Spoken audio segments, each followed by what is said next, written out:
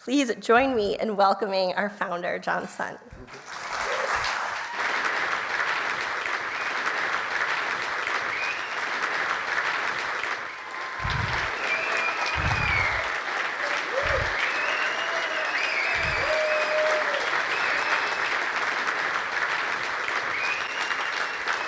Thank you, Michelle. Thank you so much for being here tonight. I do want to take some time to give special thanks to my wife, Kathleen, who, when I started this organization 20 years ago, we opened up our house on a regular basis. And we literally got 200 people in our house once. And then Kathleen said, I think we need to move on to a different venue. And we've been doing parties in the house ever since then. And for the first 5 years, you actually worked for Nashville High. And then you came to me one day and said, I'm just overwhelmed. We got kids. Do you mind if I just stand in the background? But you standing in the background and me being in the foreground, you've made me a better man. So I just want to thank you.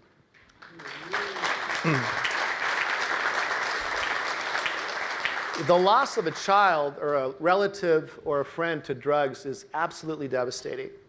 And in the work that I've done over the last 20 years, I've had the opportunity to meet with parents, cry with parents, agonize with parents, and brothers and uncles and aunts and sons and daughters over the struggle of addiction. I've been on my knees praying with parents. I've been in situations where, I remember one assembly in particular, this little girl came up to me. This is when I was actually doing assemblies. And she pulled me to the side a little bit. She was 13, and she said, my dad died from drugs 4 weeks ago. And nobody in her school knew it. Her teachers didn't even know it. And being in the position I'm in, it reminds me constantly why we exist. Natural High exists to save lives. That's why we're here. We're here to literally save the lives of children. And in the battle that we're fighting, the statistics are overwhelming. Just today, 20,000 children tried drugs for the first time. 20,000. The average age, 13 years old. And as you saw on the board earlier today, by the night's end, there's about 400 people that will die from addiction. A study recently with Columbia University said that the teen substance abuse is the #1 health crisis in America. Teen substance abuse. And it's not just the kids that die. It's the kids that get locked into addiction. And we know now, science knows now, that the prefrontal cortex, the part of your brain that's forming, that's making rational decisions, the part of your brain that's forming, that's going to give you those critical skills to succeed in life, you're a teenager when those synapses are being formed. And for that brain to be exposed to drugs on a regular basis is not just a life and death issue.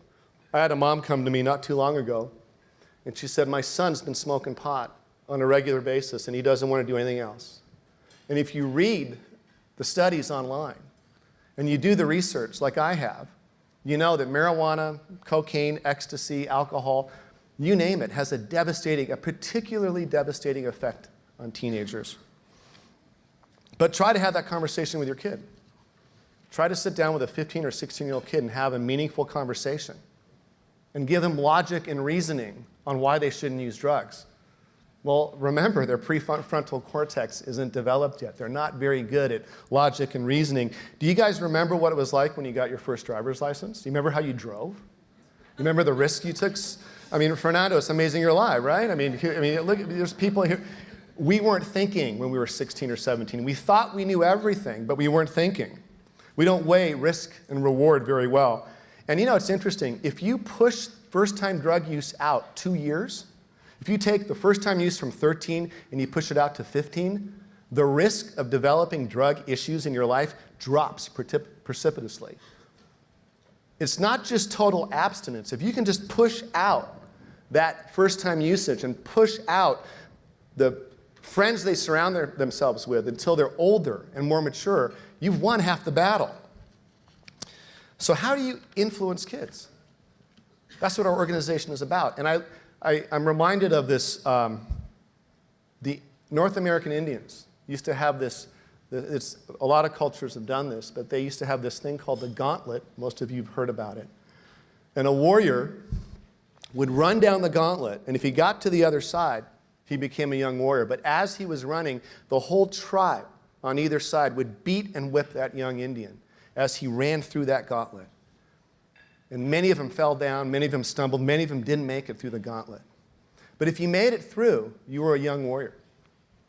And our society right now for teenagers is a gauntlet. Our kids are running through a gauntlet every day. We have 80 million kids in America, 25 million kids in middle school. 25 million kids staring down the tunnel. What is our goal for those kids? What is our vision for our children? We don't talk about it much.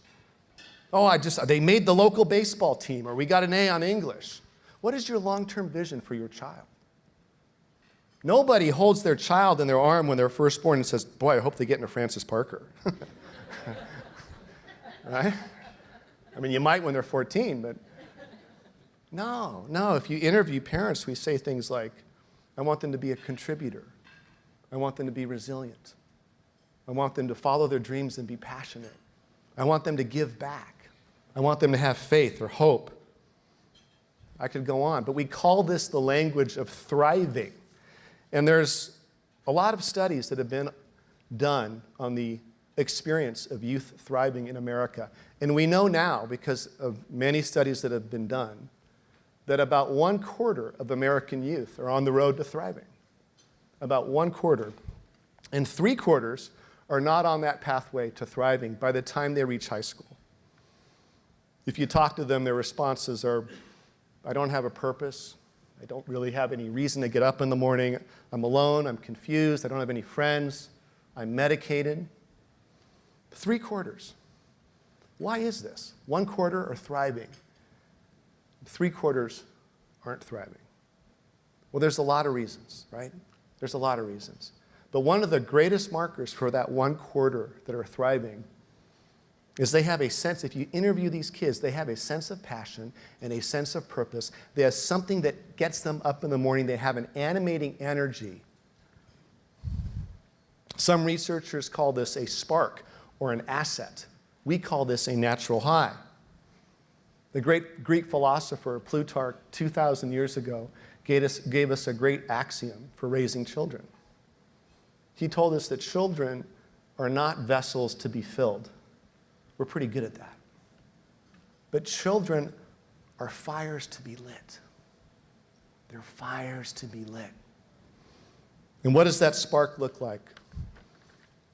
Well, researchers have looked at these assets and these sparks and these fires, and they've recognized about 200 different natural highs. And we stumbled upon this research that's been done long before we decided to do what we're doing. We did what we did intuitively, and now the research has caught up. And a natural high can be a skill or a talent, like drama or music or dance or sports or video games. A natural high can be a quality. I'm a giver. I'm a leader. I'm a great friend. I'm an empathizer. Or it can be a cause. I want to save the world. I want to save the earth. I have faith. I have a certain faith in my life that drives me. And we know now that research has shown if you have this animating energy and this spark in you, you have a high likelihood of succeeding in high school. And that's why natural high is so important, because we're helping these kids find this spark. These kids that are falling down, we're showing them the end of the gauntlet, and we're giving them something to hope for. We're saying, hey, you can make it, and look where you're going. And it's exciting. And sometimes your natural highs change. But I bet you everybody in this room knows what their natural high was when they were younger. And I bet you everybody in this room knows what it looks like when they meet somebody that has a natural high, something that drives them. And sadly, I bet you know people that don't have a natural high, people that are lost and alone and confused. And this 3/4 that are lost or alone or confused, what happened to them? What makes them stay in that 3/4 that don't thrive? My desire is for every kid in America at 14 years old, every kid can articulate their natural high. Think about that. I think dead presidents are cool. There's a couple I like. But memorizing 32 presidents, I don't think that's that important. I think walking up to a kid at 14 years old and saying, I see your natural high. Talk to me about it. And helping that kid cultivate that, wow, that'll make a difference in their lives. And research has shown that teachers, parents, and mentors that engage kids at that level have that dialogue that I see you. What is it that drives you? Can help that kid succeed. We also know a lot about the kids that don't. At Natural High, we're experts at substance abuse. And what we know, and what modern science has told us, is that kids are profoundly influenced by their peers. Profoundly influenced by their peers. And for years, Natural High has been using social norms to influence kids and celebrity and peer messengers to influence kids. And social norming, you can do the research online. I don't have time to talk about it now. But this is exactly what Natural High has been doing for 20 years. And in the last 10 years, they've been doing a lot of research on social norming. And basically, it tells you, this is what it tells you. If kids think everybody is doing it, and they're the people that they look up to, they're their peer group or celebrity messengers, if they think everybody's doing it, they're more likely to do it. Their perception of the social group they're in, if they think all skateboarders smoke pot, and they're a skateboarder, they're more likely to do pot. If they think all surfers party like crazy, they think all dancers, everybody in Hollywood, you name it, if they perceive that to be true, their behavior moves toward that perception. The most effective way to change that is to tell them the truth over here. No, not all skateboarders. No, not all actors. No, not all kids in school. Yeah, 25% did, but 75% didn't. If you introduce the opposite, you've won the battle of social norming. So at Natural High, we're doing both of that. When millions of kids listen to a Natural High set of stories, we're giving them something to live for. We're instilling in them their natural high. And we're using social norming to change their view of what reality is. We all know at our age, by the way, I'm 53, thank you. we all know at our age it's ridiculous to smoke pot every day. We all know at our age it's ridiculous to binge drink. It's ridiculous, we know. But how do we introduce that fact to kids? And that's what Natural High does. So 25 million kids running through the gauntlet. 1% of that is 250,000. If we can reach down and pick up 250,000 and whisper in their ear, no, you can make it. We got you. Look what Corbin said. Look what Chelsea said. Look what Tony Hawk said. You can do it too. We can help them get through that gauntlet. So tonight, I'm going to ask you to raise your paddles one more time. And this is the part of the evening that helps us ensure we can get this program into the hands of incredible teachers like you. And before I step off the stage here, I'm just going to read to you stories. I was into drugs. I almost killed myself. I met a teacher who cared, and we watched the Natural High video together. I loved it and ended up crying before it was over because I thought of everything I missed out on and how badly I had sunken into the hole of drugs. Natural High inspired me. That day I decided to stop using. I'm a lot happier now, you think? I've taken up writing stories and ice skating, my natural highs before I got into drugs. Thank you for talking to kids in a way that we can relate to. Alexandra, student, Utah. Never met her. You've never met her. We get hundreds of these letters. That's the deal with prevention. You never meet them. Thank you, Natural High, for inspiring me to be myself. Ashton. As a teenager, I am constantly surrounded by the choice to do drugs. Saying no is not always easy, but your whole video just reinforced my thoughts about how I can have a good life without drugs. You're doing a great thing. Jason. Georgia. I honestly believe the only reason I didn't fall into drugs and drug using at my school is because of you guys. You guys have truly directed my life in the right direction. This is an absolutely amazing, life-changing program, Wesley, Texas. Seeing Cassidy Pope on Natural High really made my day. Natural High made me realize I can go on a better path and still be successful. A lot of my friends do drugs, and I don't. I feel like these videos really give me that boost of being myself, Julia. And the last one I'm going to read, I got 10 days ago from a mom. Most of us here are parents. You can relate to this.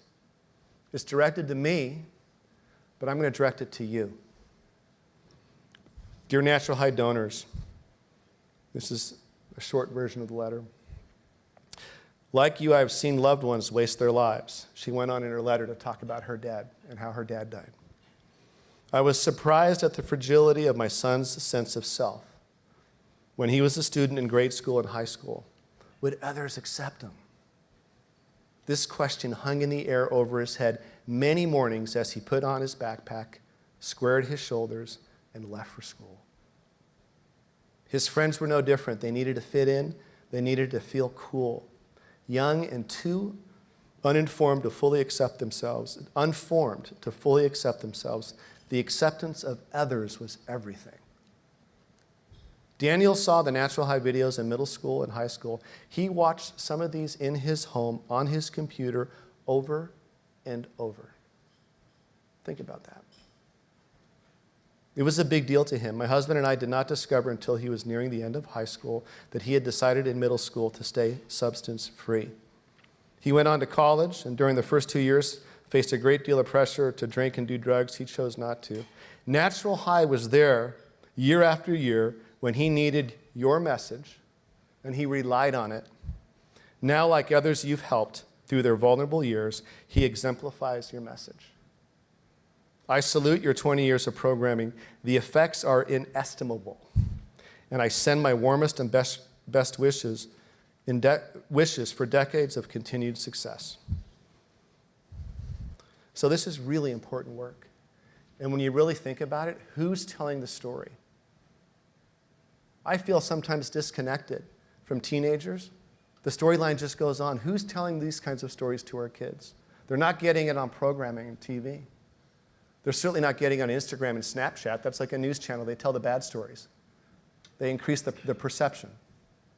Who is telling these stories to our kids? So, look, it's only money. I'm forecasting another 10% rise in the markets between now and the end of the year. So just add up how much money you got in the equities market, add another 10%, give it away. You'll be flush by January. God bless you. Thank you for helping us forward this message.